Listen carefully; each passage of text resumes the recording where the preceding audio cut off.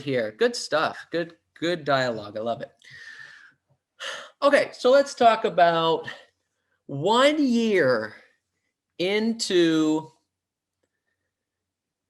COVID stay-at-home order from California. So it was March 19th, 2020. California laid down a stay-at-home order due to the coronavirus COVID-19 pandemic. So that was this past Friday, marked 1 year. So we're just a little bit past 1 year since that stay-at-home order was put into place. Now, obviously, we're not still on a stay-at-home order. Things are not back to quote unquote normal, but it is a little bit different. So I wrote down here a list of things that we've learned in this past year that we can also use moving forward.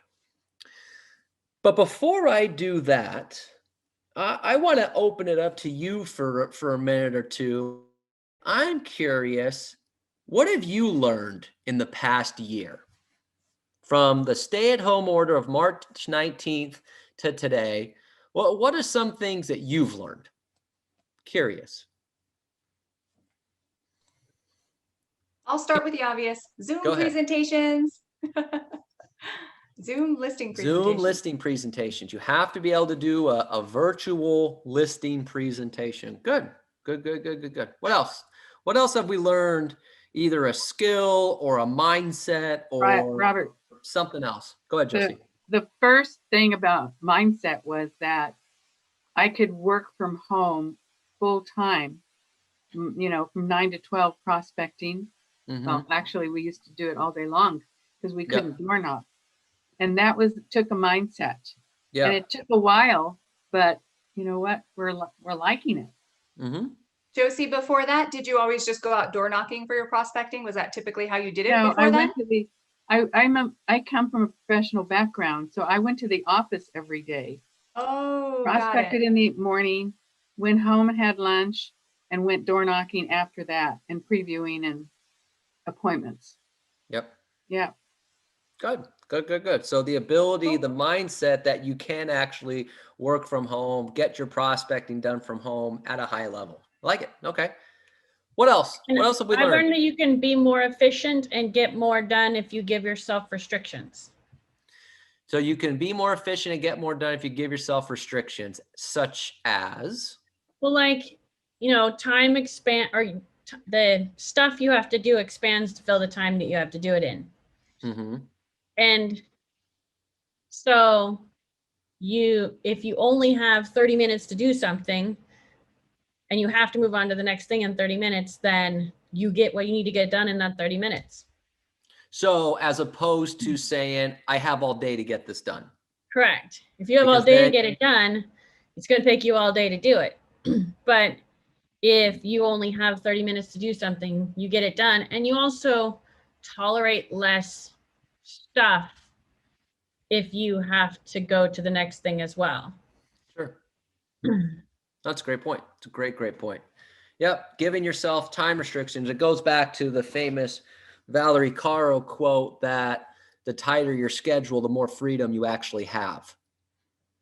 That if you want to, most people that work feel like they work 24 hours a day, 7 days a week, is because they have no structure. They're not doing what Melinda's saying. Hey, I got to get this done by 11 o'clock. I got to get this done by this time. You'll get it done. It's a great point. All right. What else? What else have we learned in the last year since the stay-at-home order? Robert? Cherry? I learned how to do a listing presentation because Cherry learned how to do a listing presentation. And I will say pretty damn well. Thank you. Learned how to do a listing presentation. Yeah. Look, for some people, they had nothing else to do. Might as well learn how to do something like a presentation or a script or something along those lines. That's great. Good job. Sasha, this Sasha, I learned a lot from top producers in our company, which I never have a chance to listen. Learned a lot from top producers. Give me an example. Give me something. Okay, just like Melinda, Nancy, and all different top producers in our company. And we role play with different top producer agents in Zoom also, and different, not even a top producer, but we get to role play with each other more often than before. So that gives us a lot of confidence when we go out and prospect. That's a great thing in Zoom. Love it. And Robert, to tie onto that, one of the biggest things I've learned from our top producers is the importance of staying in touch with your database. That's the trend I see when listening to all of them. Robert? Oh, I thought he just really didn't like what I had to say. I think. I was like, was it something I said? No, database is good, James. Well, then I'll say something. I know he's frozen. But you know what? Accountability to our own selves. I realized, you know, because of Zoom and everything, the technology is amazing. And I learned so much also with you guys on Zoom and stuff. But at the end of the day, we have to be accountable with ourselves. And that was like a big, big thing for me during this whole pandemic, working from home, not seeing anybody else in person. Big, big for me. I think you're right, Rosalind. That's huge. I mean, if there's nobody there to watch over your shoulder or make sure you're doing what you're supposed to do, so it's all self-accountability. Yes. Or realizing that for certain people, self-accountability does not work at all. Well, that's also true. This is where the weak get whittled out. Yeah, I mean, like for me, if I don't have external accountability, forget it. Like I can say I'm going to do all these things and plan it out the night before, but if there's no consequences, doesn't mean a thing. It's not going to happen. Yeah, exactly. I learned that it's great to see my fellow associates from all the different offices on a daily basis, pretty much. Wow. Because before that, we always maybe saw each other at the Mike Berry events, and that was it. So this has been a real good experience getting to know all of the other agents in our company. I agree. And to add to that, what about the availability of Neil, Robert, Cindy here on a daily basis? Any questions, you can reach right out to them. It's like we have our own mini office here. Exactly. I love it. I don't know anybody else except for you guys. It's funny because I haven't met like 90% of the people on Zoom, like in person. Except for I don't think I've met one person. I can say I haven't met 100% of you, but I like you all.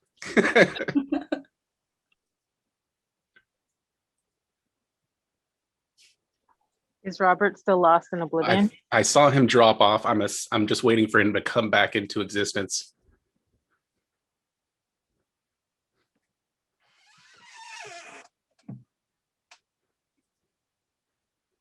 As a coach, James, anything for you guys that you guys have seen in real estate or, you know, things like that?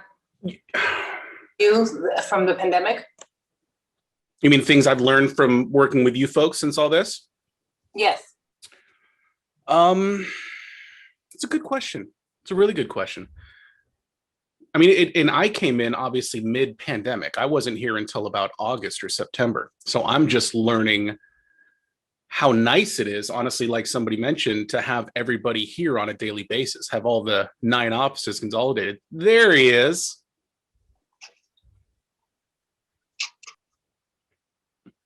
Is he? Robert's back. Robert, you're muted. Okay, so I've learned that the internet can be quite a task. That's so I've learned. Welcome back. Jesus criminy. You kept it going, Robert. Now that I got my phone working, my internet on my computer's back up. Oh well, such is life. All right, so good stuff. Robert. Good stuff. Go ahead, Michael. Thanks for giving us a chance to talk about you behind your back. That's Robert, nice. Actually, most of you do that to my face. Yes, Michael. Actually, what I learned is, you know, everything that happened last year was based on mindset. Even though the title is a stay-home order, it looks like we have an office here that we see each other or we hear each other every day. Mm-hmm. I was noticing that everybody was doing a tremendous amount of business, and even though they say a stay-home order, everybody was going out and on the streets and making the the presentations and getting the listings and getting the sales. So the stay-home order was only just a title, and if you bought it and you just stay home, you won't make any business. And I see all these people making the business, and then I say, yes, it's just only an order, but everybody is getting their listing, signing, and whatever, not on Zoom like 100%. So that was just a mindset. That's what I thought. Got it. That's great. Great. Good. Good. These are all really good. Really appreciate this. Good stuff. All right. Cool. Anything else before I go over the things that I wrote down? All right. So here's what I wrote down. I wrote down a couple things, and I appreciate everyone participating. One, I'm just glad that somebody's paying attention, because a lot of times I think I'm just talking to myself when I'm doing these classes. So it's nice to know that a couple of you actually are paying attention there. All right, good stuff. One of the things I wrote down here, and this is the first thing I wrote down. This is the number one thing to me, was people that want to be successful are going to be successful. People that don't want to be successful are not going to be successful. And I wrote that down because one of the things that I think we really learned in 2020 with everything that's going on is there were a number of people that gave up. And I'm not talking gave up because they were sick or a family member was sick or they had to take care of their family, things like that. All that stuff makes perfect sense, okay? I'm talking about the people that just needed an excuse to not go to work, that needed an excuse to not prospect, that needed an excuse to not get deals into escrow, not show property. There's just people like that that are not going to do it. And yet the people that really put the effort in, that really decided, I want to be successful, I want to be great. Some of you had the biggest years of your entire career, not just our agents, but outside agents, people we've talked to. We know we've talked about some of our agents internally that have had their biggest years ever. Karen Bernardi, who's been in business for 30 years, making millions of dollars a year, had her biggest year ever, and so on and so forth. If you want to be successful, you'll find a way. If success is not that important to you, you'll find a way to not be successful. You will find an excuse. That's the main thing I learned in 2020, okay? I wrote down here, no matter what's going on in the world, hustle wins. No matter what's happening, those who hustle win. Whether you're a brand new licensee, whether you've been in business for 40 years, whether you work the inland part of the state, whether you work the coastal part of the state, whether you work condos, homes, $150,000 mobile homes, or $10 million mansion, hustle wins. People that are hustling, people that are working, people are doing those things, improved, got better. Some of it might not have been in the paycheck. Some people made a lot of paychecks. Some of you may not have had as many paychecks as you would like, but you've got better, you got stronger, you are building a great career because you put in the hustle when most people did not. 50% of agents typically every year do not close a transaction. I'll bet in 2020, if I go back and look at that, that is probably higher, and it's probably going to be even higher in 2021 because there's a lot of people that are going to be completely out of the business. So just so you know what's going on there. So I put that down. Hustle always wins. Okay. People that want to be successful, be successful. People that don't. Okay. I wrote down here, you have no excuse for not reaching your goals. Barring you got sick, barring somebody in your family got sick, you got to take care of a family member, some things along those lines. I get it. Other than that, you have no excuse not to hit your goals. Yes, there are less transactions, yes, it is harder, but there's also far less agents working. It's a mindset thing. Josie talked about mindset. Michael talked about mindset. The idea of we can do this, even though it's a stay-at-home order, even though it's a pandemic. It's all a mindset shift that you can go out there and do that type of business, okay? There's no excuses for that. You can make every excuse, and so, nobody on this call, but boy, did I hear a lot of wonderful excuses in 2020 had to tell me, what do you think happened to your business plan in 2020? Okay, I heard some wonderful things from people. COVID. Oh, that's interesting. Other than, I had to start asking the question, other than COVID. Oh, no, it's just COVID. All right. Okay. And some people you can't help. It is what it is. I wrote down here what I learned in the last year is that no matter what's going on in the world, we are in the talk to people business. No matter what's going on, whether it's your normal business, normal things going on in the world, or there's a pandemic going on, there's a stay-at-home order going on, this is a talk to the people business. And it might be talking to your database, it's talking to just listed, just sold, it's talking to for rent by owners, it's talking to condos that are looking to move out because they're working from home. It's just talking to anyone that's in a situation that they might be looking to buy or sell. It's talking to people that are in financial hardships and they need to sell. We are in the talk to people business. This was a great reminder of the pandemic that we still have to talk to people. Now, yes, you know, we did do a lot of things virtually, but you still had to talk to people virtually. Okay, this is that type of business. I don't think anyone, despite all the stuff that was going on, took any listings without actually talking to the person. And if you did, good for you. I would like to know about how that went. Now, you might have never actually met them in person. You might have done everything virtually, or I know a lot of you were more comfortable doing presentations over the phone, things along those lines. But everything still evolves around talking to people. This is a talk to people business. Okay. The next thing I wrote down here is some of you cut certain expenses out of your business. And I think one of the things we've learned is that some of those expenses did not need to be in your business to begin with. So what I would recommend doing is before you implement some of these expenses back into your business, do a really good dive into what your business looks like so you can decide of whether or not that needs to be in your business. I think this is a really great exercise that we've learned in the last year. We've taken some things out. I know as a company, we took some expenses out and realized we didn't need these expenses. And some of those expenses we did add back in and some of those we didn't. Okay, so you have to make sure that you're taking advantage of that as well and looking at your business and deciding what are you going to keep and what are you not going to keep. Some of it might have been, you know, certain marketing, certain mailers that you might have been doing. Some of it might have been you were paying for networking groups and you weren't getting anything out of that. Some of you might have been paying for other types of things that you couldn't use during the pandemic, or you were just cutting expenses because of everything that's going on and your business was just fine.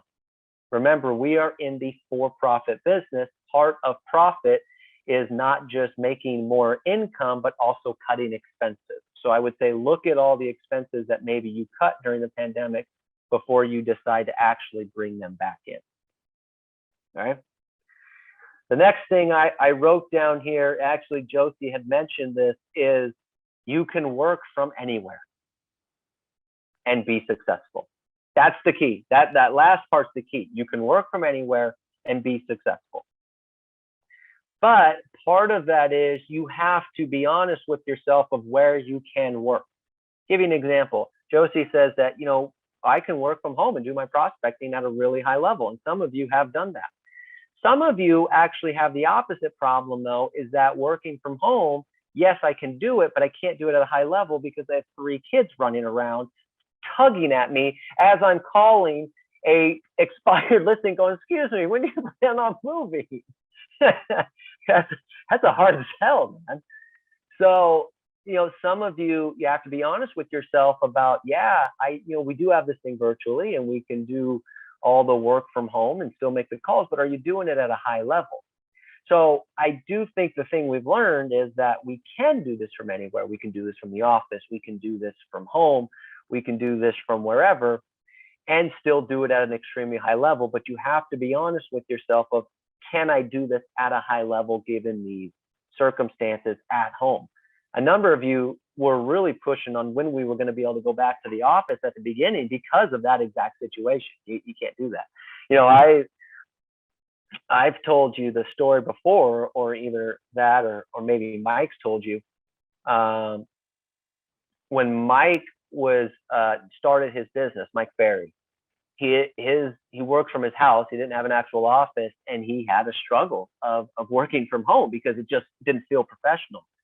So what he would do is he would get all suited up, and he would walk out the front door in a suit with his briefcase in hand. He'd walk to the end of the driveway, turn around, walk back into his house as if he was walking back to the office, put his coat on, start making his calls, and all that good stuff from there. So, you know, sometimes you have to do those kind of things as well in order to, you know, maintain what you're trying to maintain. So I did put that down there. We can do it from anywhere at a high level, but you have to be honest with yourself about where you can and can't work at a high level.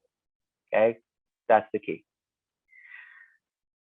The next thing I wrote down here, this is more important than ever. You have to be careful of who you're surrounding yourself with inside and outside of work.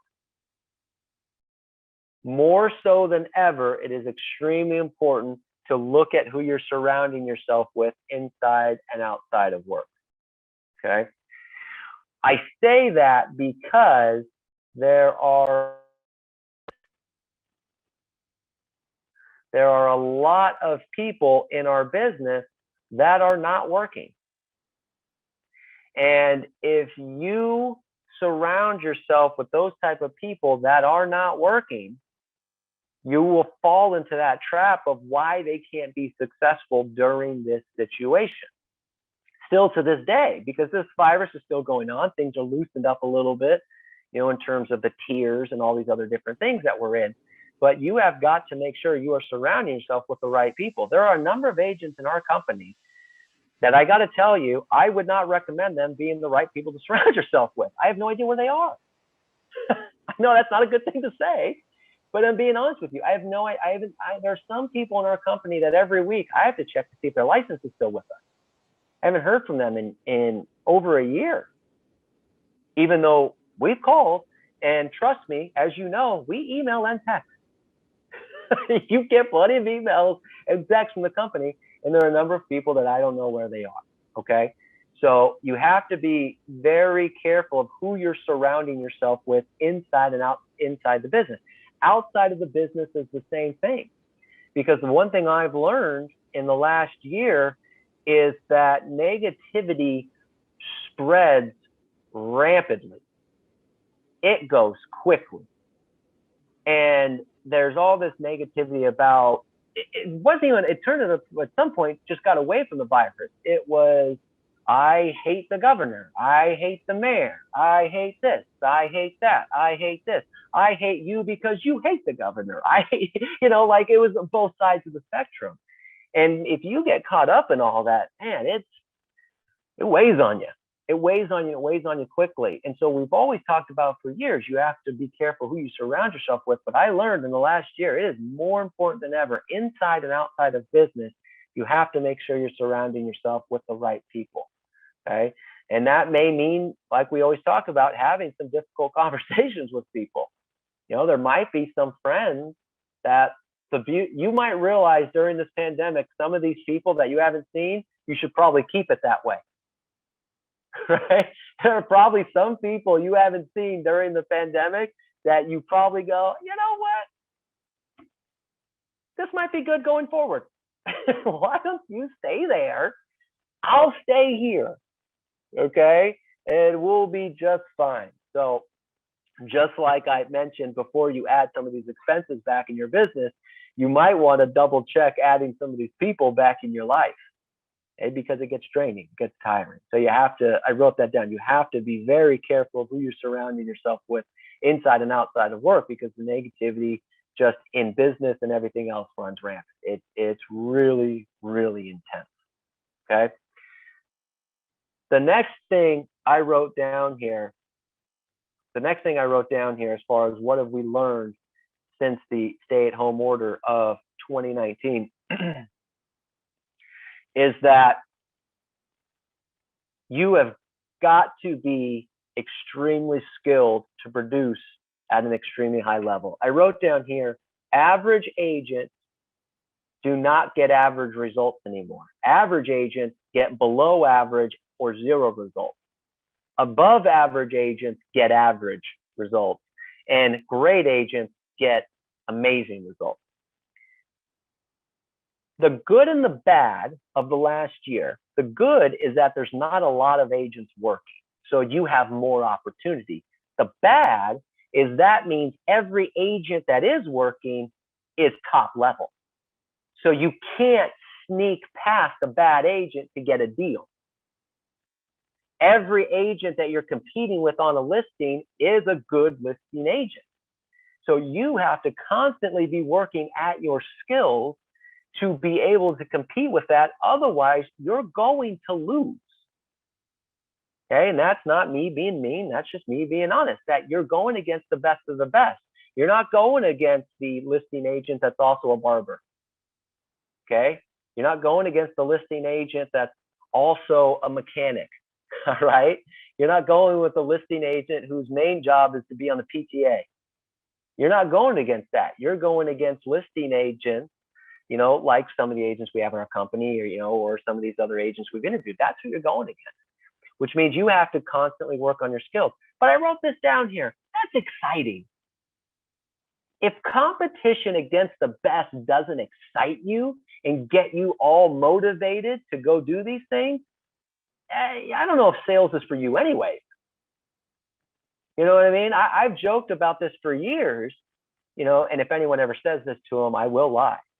But, you know, Mike Ferry has always said for years that, you know, your worst nightmare is that I become a listing agent in your marketplace. I think you should have the mentality, well, why don't you get your license and let's see? I think that should be your mentality. Now, he might be, he might get his license and go take all the listings. I have no idea. But the point is, you should embrace that competition. You should embrace that you're part of the best, that you're going up against people like that. You should be excited if you asked the pre-qualifying question and you said, are you planning to interview any other agents? They said, yeah, I'm interviewing Hal Swayze. He decided to move up to LA County. You should go, sweet, let's do this. One, because I know Hal isn't going to go on an unqualified listing, so I know I have a qualified listing appointment. But two, I want to compete against the best. And if you don't have that energy and that excitement for the competition to go against the best, this market is not going to be for you. You're just going to get your butt kicked over and over and over again, and then you're going to quit. So I learned in the last year that there are less agents. That's great, but the agents you're going against are the best of the best. You have to keep working on your skills, and you have to, if you don't already have it, develop that competitive mentality that I am excited that I'm going against the best of the best.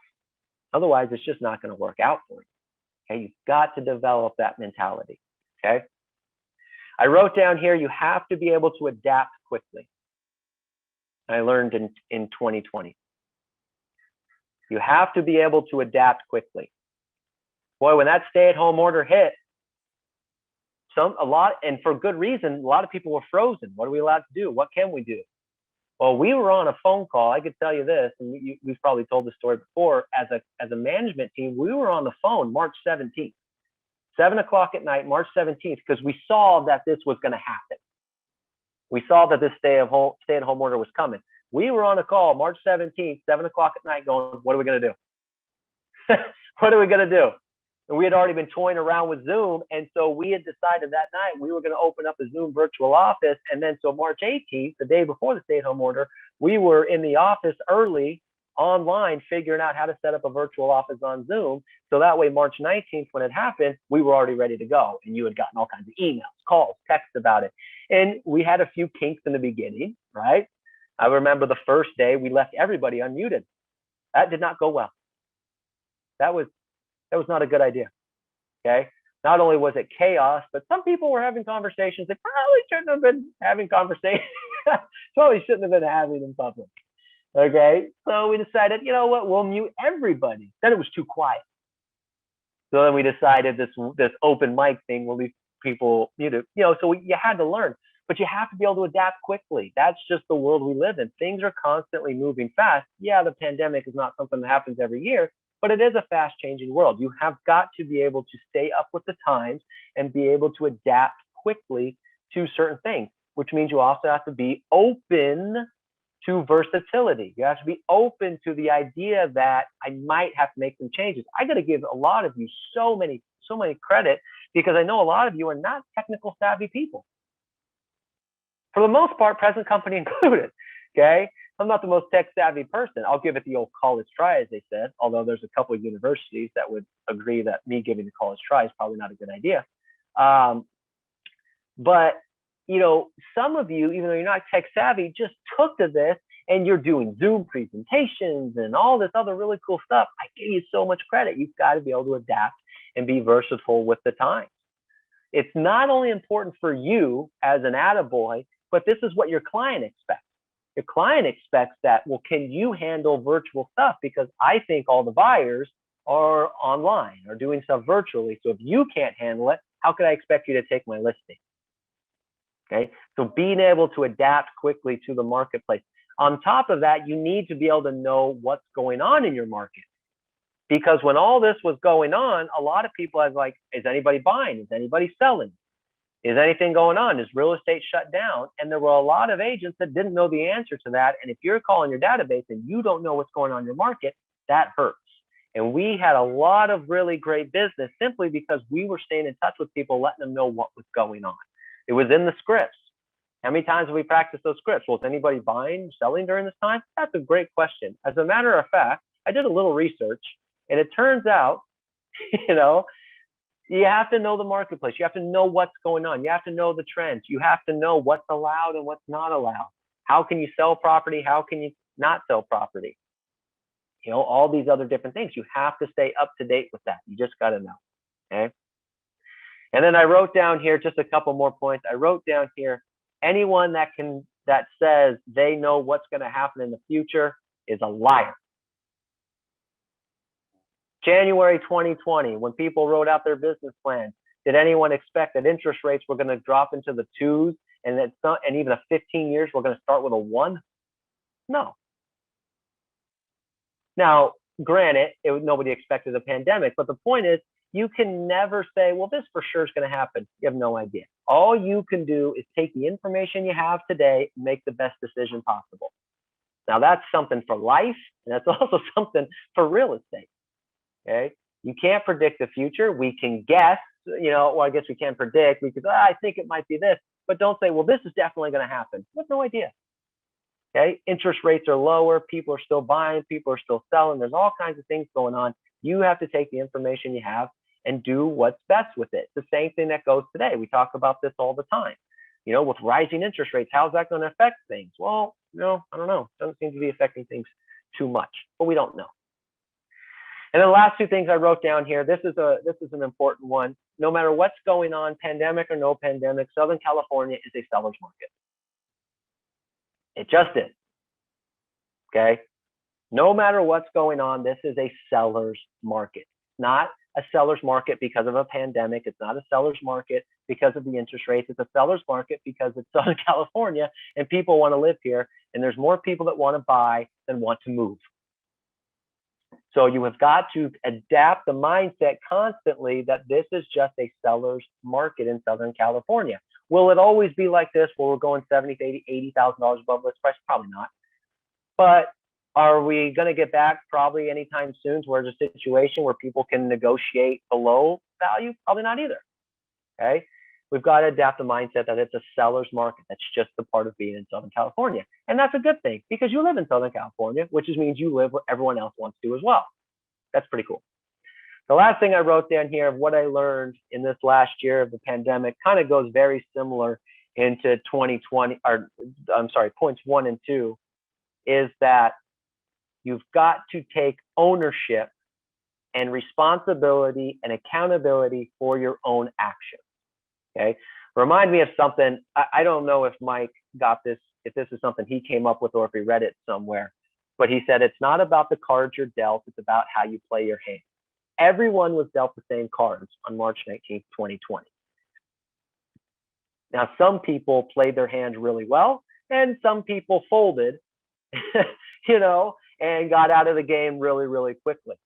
But it wasn't because of what was dealt. Everyone was dealt the same situation. Some people just handled it differently. Okay. And that's going to always continue to happen. It's not always going to be a pandemic, but it's going to be, well, interest rates are going up, or low inventory, or this. It's always going to be something. That's part of the business. But everyone is dealing with the same problem. It's not exclusive to you. So it just depends on how you deal with it. How you react is the difference between person A and person B, because it's the same situation. Again, barring someone really getting sick or family getting sick that you can't overcome. But barring that, everyone have the same cards. Everyone have the same situation. Some people just handle it differently than others. So you have to take responsibility and ownership for your actions and what you do, because everyone's dealt the same thing. So when interest rates go up, interest rates are going up, everyone's dealing with the same thing, interest rates going up. So if you say, well, gosh, I had so many buyer transactions, but then the interest rates went up and totally screwed my business. No, you have to be able to adapt. You have to take ownership, because everyone else dealt with that, and some people had a lot of success with it. So that was one of the things I learned in 2020. So look, there's some things that I wrote down here. A lot of great things that we learned. Some good, some bad, but either way, it was a great learning experience for everyone. I got to tell you, just as a wrap up, I'm very proud of the people that are here, that participated. You've made this a success for myself and us as a company. You've done a tremendous job, and a lot of you had success financially as well, or knowledge-wise or skill-wise. You've gotten really better at certain things. So I think the best is yet to come. If we take some of these things we've learned in the last year and apply it moving forward, you're going to be so much farther ahead from those people that quit, because they don't even know that stuff yet. Okay, so as I think Tess said it once and Neil copied it, if you get to where I am, you'll be where I was. And that's where a lot of people are going to be. So a lot of good stuff there. All right, that's all I got. No, Thanks, thank Robert. you. Thank you for participating. Thank you for being here. I greatly appreciate it. This is a fun part for me for the day. Let's go out.